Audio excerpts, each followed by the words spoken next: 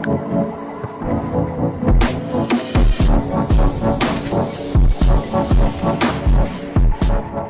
दोस्तों, स्वागत है आप सभी का हमारे साथ एक और नए वीडियो में, जिसमें आज हम बात करेंगे उस मुद्दे की जिसका भारतीय परंपराओं और हिंदू मान्यताओं में एक बहुत बड़ा स्थान है। जी हाँ, हम आज बात करने जा रहे हैं राम मंदिर के इतिहास की, जो कि शुरू होता है 15वीं शताब्दी में बाबर के आने से और जिसकी लड़ाई अब जाकर 2020 में समाप्त हुई है।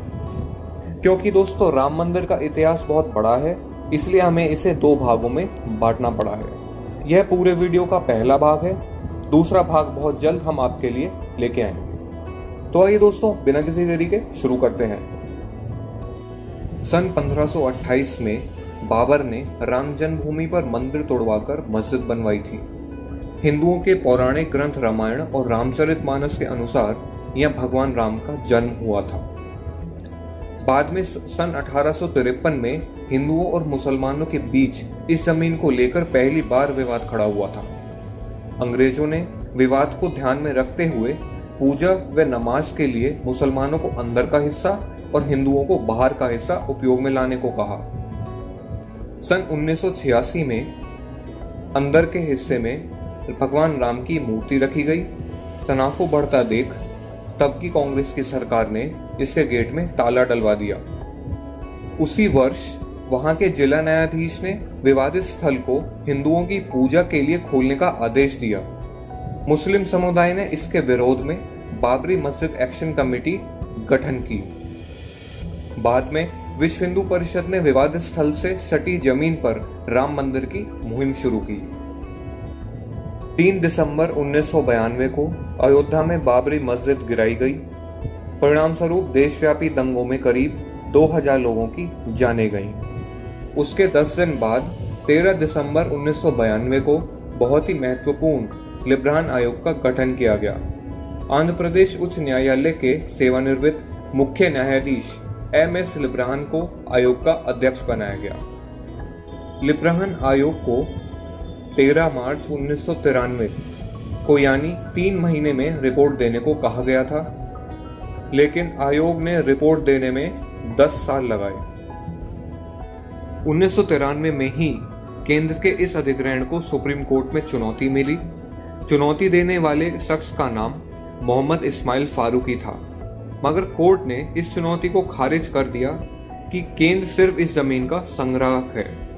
जब मालिकाना हक का फैसला हो जाएगा तो मालिकों को जमीन लौटा दी जाएगी। हाल ही में केंद्र की ओर से दायर अर्जी इस अतिरिक्त जमीन को लेकर है। 1993 में राम जन्मभूमि न्यास ने केंद्र सरकार से जमीन मांगी, लेकिन मांग ठुकरा दी गई। इसके बाद न्यास ने हाई कोर्ट का दरवाजा खटखटाया, जिसे 1997 में कोर्ट ने भी खारिज कर दिया। 2002 में जब गैर विवादित जमीन पर कुछ गतिविधियां हुई तो असमल भूरे ने सुप्रीम कोर्ट में याचिका लगाई। 2003 में इस पर सुनवाई के बाद सुप्रीम कोर्ट ने यथास्थिति कायम रखने का आदेश दिया। कोर्ट ने कहा कि विवादित और गैर विवादित जमीन को अलग करके नहीं देखा जा सकता।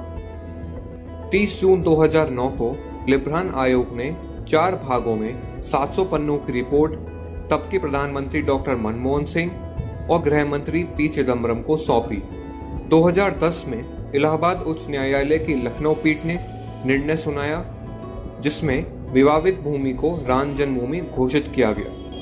न्यायालय ने बहुमत से निर्णय दिया कि विवादित भूमि, जिसे राम जन्मभूमि माना जाता रहा है, उसे हिंदू गुटों को दे दिया जाए।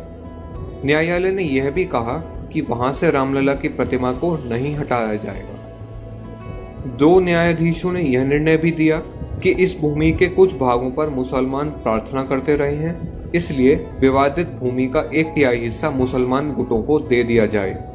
लेकिन हिंदू और मुसलमान दोनों ही पक्षों ने इस निर्णय को मानने से अस्वीकार कर दिया और सर्वोच्च न्यायालय का दरवाजा खटखटाया।